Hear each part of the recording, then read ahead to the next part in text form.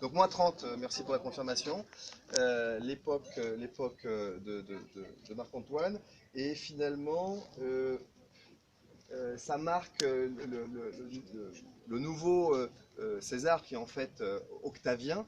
Hein, donc cette nouvelle Rome en a marre de Marc-Antoine et revient en Égypte, reconquiert l'Égypte, et là Marc-Antoine et sa femme Cléopâtre VII se suicident parce qu'elle perd de tout, ils perdent de tout.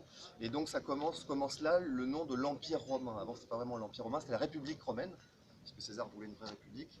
Et donc les Octaviens ont mis l'Empire romain qui est resté là jusqu'au déclin de Rome, où là on va jusqu'à plus 500 ou 600, je ne sais plus exactement. Donc pas mal quand même. Voilà grosso modo. Après je ne sais plus du tout, je vais passer la parole à Sylvie, puisque là on va sur l'ère moderne. Pour aller vite, l'époque des pharaons se décompose en plusieurs morceaux, on va essayer de faire simple. Du plus vieux au plus jeune. Époque pharaonique, 3 grandes périodes pharaoniques. La plus vieille commençant avant 3500 ans avant Jésus-Christ,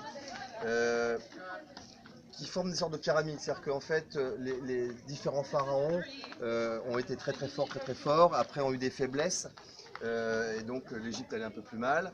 Et c'est comme ça qu'on passe d'une deuxième à la troisième différente ère des pharaons. Donc 3500 à, je ne sais plus exactement, mais dans les 2500. Après 2500, on va jusqu'à 1500. Et après de 1500, donc l'ère la plus récente, on va jusqu'à l'ère des Ptolémées, c'est-à-dire l'ère gréco-romaine amenée par Alexandre Ier. Alexandre Ier, entre 500 et 600, je crois, avant Jésus-Christ, qui marque donc la fin de l'ère pharaonique et le début de l'ère gréco-romaine. Donc Alexandre Ier qui conquiert beaucoup de royaumes, enfin beaucoup de places, dont l'Égypte, et il met Ptolémée I, donc le premier de la série des Ptolémées. Les Ptolémées, comme les pharaons à l'époque, il va garder un peu l'esprit des pharaons, c'est-à-dire qu'il ne va pas détériorer, il va continuer le culte des pharaons, le culte des dieux, notamment de Amun, avec ses deux plumes là, hein, le dieu des dieux, créateur de toutes choses. Hein. Donc tous les Ptolémées gréco-romaines, ça continue comme ça, tout va bien, jusqu'à l'arrivée de César.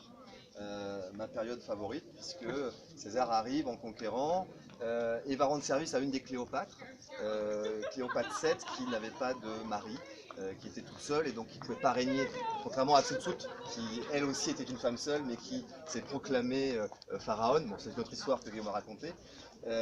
Et donc Cléopâtre VII s'est dit, je me marie avec César. César était content, ça lui assis ici.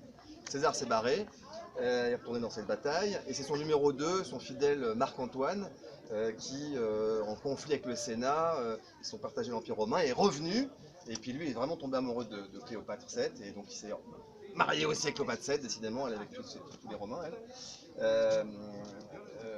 Et donc là on doit être vers les moins 30, je dirais, je suis pas tout à fait sûr. Qu'est-ce que t'en penses maintenant, tu peux pas dire.